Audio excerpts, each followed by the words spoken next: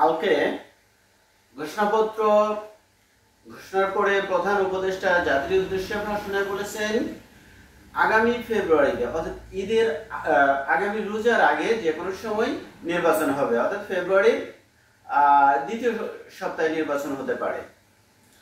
এখন এই নির্বাচনের এই ঘোষণায় এতদিন ধরে যে নির্বাচন নিয়ে যে টালভানা চলছিল, যে বিভিন্ন ধরনের কথাবার্তা চলছিল, যে ষড়যন্ত্রের কথা উঠে আসছিল, সে বিষয়টিকে সব কিছু ভণ্ডুল করে দিয়ে তিনি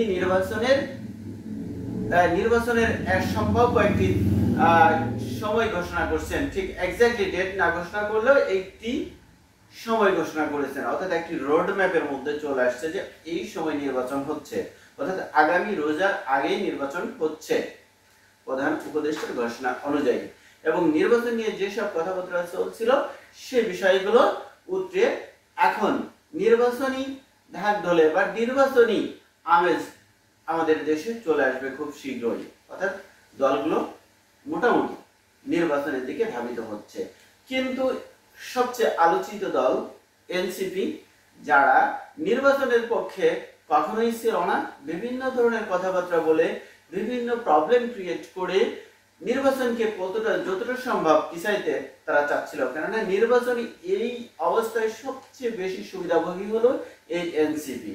সুতরাং যেহেতু তারা সবচেয়ে বেশি সুবিধাভোগী, তাই তারা চায় না যে এই মুহূর্তে নির্বাচন হোক। এনসিপি ছাড়াও জামাত সহ তাদের সমমনা বেশ কয়েকটি দলই এই মুহূর্তে নির্বাচন চায় না। অন্যদিকে বিএনপি এবং বিএনপি ঘরানার দলগুলো নির্বাচন চাচ্ছে এবং তারা খুশি। মোটামুটি নির্বাচনের এই বিষয়গুলোকে তারা সাধুবাদ জানিয়েছে। যদিও এনসিপি এই নির্বাচনের সম্ভাব্য তারিখকে বলছে, সম্ভাব্য সময়কে বলছে যে ঠিক আছে নির্বাচন হোক, এর আগে দৃশ্যমান বিচার ব্যবস্থাকে দৃশ্যমান করতে হবে। অর্থাৎ আওয়ামী লীগ এবং আমি যারা বিভিন্ন সময় যেসব মামলা আছে এই মামলাগুলোর বিচার দৃশ্যমান হতে হবে, এই কথাটি বলেছেন। যদিও তারা নির্বাচন চাচ্ছিল না, কেননা নির্বাচন যতটা পিছিয়ে যাবে তাদের সুবিধা ততই, কেননা সরকারি সমস্ত সুযোগ সুবিধা এই দলটি গ্রহণ করছে এখন পর্যন্ত, এবং এই দলটিকে কিংস পার্টি বলা হয়। এছাড়া জামাতে ইসলামও নির্বাচন এই মুহূর্তে চায় না। সুতরাং বিএনপি এবং বিএনপির সমমনা দলগুলোই নির্বাচনের এই বিষয়গুলোকে বা নির্বাচনের এই রোডম্যাপকে সাধুবাদ জানিয়েছে। অন্যদিকে এই নির্বাচনে আপাত দৃষ্টিতে আওয়ামী লীগের সমমনা বেশ কয়েকটি দল এই নির্বাচনে আসতে পারছে না।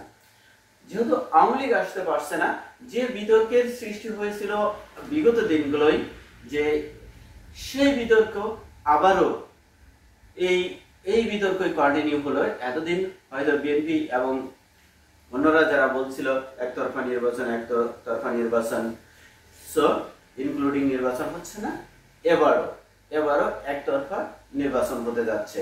যেহেতু একতরফা নির্বাচন হতে যাচ্ছে, এত বড় একটা আন্দোলনের পরে আবার যদি সেই একতরফা নির্বাচন হয়, আবার সেই একই রাস্তায় হাঁটবে আগামী দিনগুলো। সুতরাং আমাদের মুক্তি কখনোই আপাত দৃষ্টিতে সম্ভব নয়।